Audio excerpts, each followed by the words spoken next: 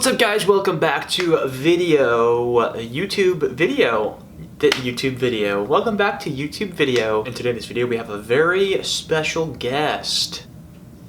And that was actually a total lie. I don't know why I said we had a special guest, but this is my new cymbal, which is what this video is about. So I have been playing drums for about two and a half, maybe three, almost 3 years now. And I have literally never owned a crash cymbal.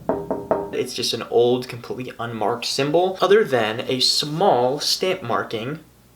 I gotta find it first. I don't know if you can see that at all. It is extremely faded, almost completely faded off of this thing, but there is a stamp on it that says Sabian, and it also says Canada. It's got some wear, it's got some dirt, it's got some paint splatters on it, it's got some patina, if you will.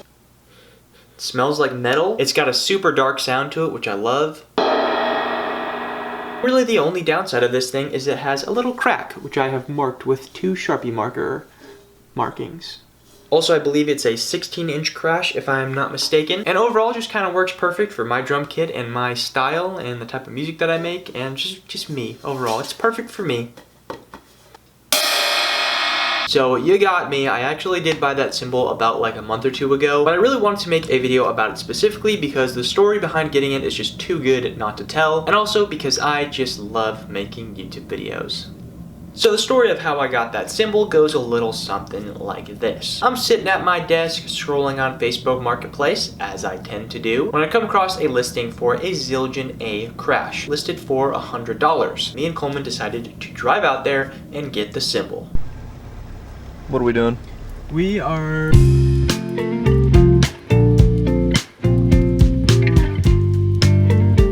We are going to be doing a makeup tutorial. Yeah, I've been getting some, what is this? Concealer? Actually, I need one that matches my skin tone. We're going to get my very first crash cymbal because I've never had a crash before, and it's kind of an essential part of the drum kit. So we're gonna go get that. I'm very averse to spending money, but I'm about to drop $100 on this because it's a pretty good deal. I don't think I'm gonna find another deal like this for a while, so might as well. So this guy kind of just lived in the middle of nowhere. We literally had to take a dirt road to get to his house.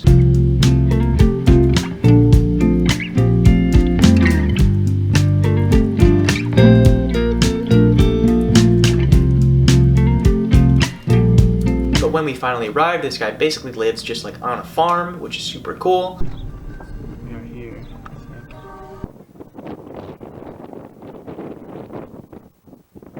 He had a bunch of chickens, and his neighbor had like a mule, and he just had a bunch of land. It was super awesome. So we arrived and introduced ourselves and everything, and then we went with this guy into this shed that he has outside. He opens up the door, and inside is just a bunch of random music gear. He's got drums everywhere. He's got little keyboards. He's got an organ. He's got tons of music gear. One of those older guys who's just a total music nerd and has been in a bunch of bands and played a bunch of gigs and all that stuff. He's a seasoned musician, you could tell. He talked mine and Coleman's ears off for probably like an hour and a half straight, which is great, and I enjoy nerding out about music gear and music with pretty much anybody. But once we finally got around to testing out how the crash cymbal actually sounded, he had a drum kit set up in the middle of the room that had obviously a bunch of cymbals on it and everything. I played the crash that I wanted and it sounded fine, and I was like, okay, cool. But he also had another cymbal on his kit, and I played it, and I actually really liked the sound of it. And that cymbal was the cymbal that I just showed you, and he was offering that one for a little bit less because it does have crack in it. But I ended up getting that one for, I believe, $60 with the cymbal and a pretty nice cymbal stand. So yeah, I saved myself a little bit of money by getting a cymbal that I actually like the sound of even better. And after probably about another hour and a half of this guy talking to us about music stuff and music gear, we were finally able to do one of those, oh man, look at the time. But before we left, this absolute legend actually gave us a free dozen of fresh eggs from his chickens.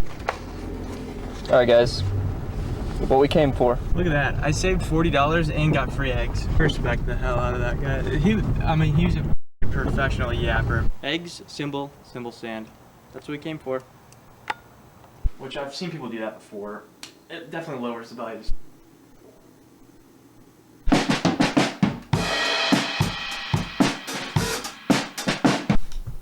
Also, if you like how this cymbal sounds, or if you like how any of my other cymbals sound, lucky for you, I actually just created a very cool, epic, new mini drum kit. It contains 38 samples of all of my different cymbals, so my ride cymbal, my hi-hats, and my new crash. I recorded all the samples in a bunch of different ways, so they sound different from each other. They're perfect for pretty much any genre. The kit is only $5.99. It's a great way to support the channel, and it's a great way to get yourself some super cool cymbal samples. But now I think it's time we made a song with it. What do you think? Do you think we should make a song with it? Leave a comment down in the comments below if you think we should make a song with it. Okay, so I think we're gonna start off with guitar. The electric variety, to be precise. First, we tune. Now, we capo.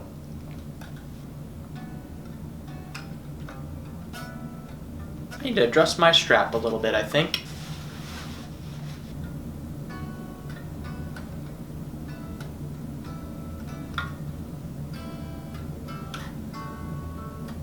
That works. It's kind of hard to play.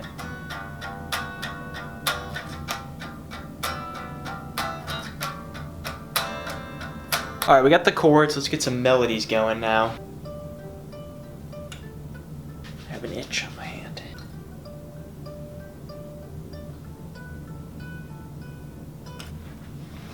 No, I wasn't recording. Wonderful. Don't you just love? That's actually my favorite thing when I'm making music is when I play a thing that's really hard to play and then I'm not recording. That's actually so much fun. I love when that happens. Let's make you not like 4'3" anymore. There you are. Hello. Your normal height now.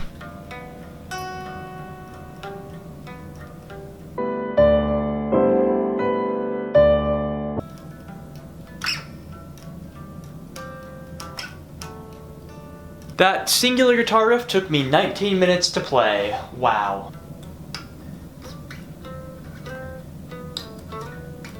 Of course, I wasn't recording. Again, I'm actually kind of professional. Okay, so I've been playing guitar for quite a while now and just recording a bunch of different layers. Now I think it's time to actually start playing the drums right there, as you can see. So this is gonna be a very weird and new and different setup on the drums here, and I'm hoping that they don't sound too different than they usually do. But this is actually my first time recording the drums in this configuration, in this setup in the room.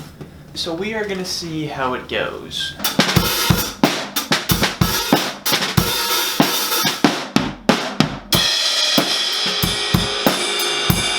Just a simple drum thing, it doesn't need to be crazy. This is gonna be our room mic. We're just gonna place it over here on my dresser.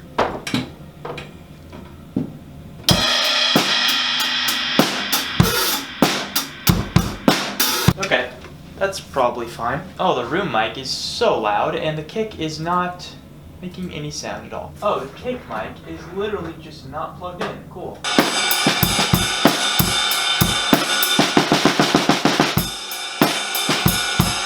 We don't need to go too crazy. That should be fine. Now we're going to time adjust those drums for the next 17 years.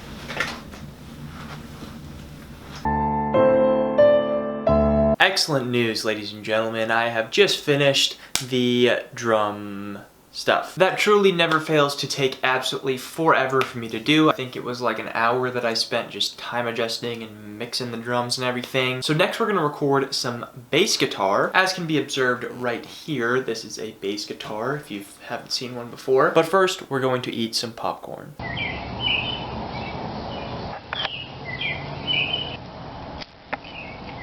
Now that that essential step is completed, we can now record bass.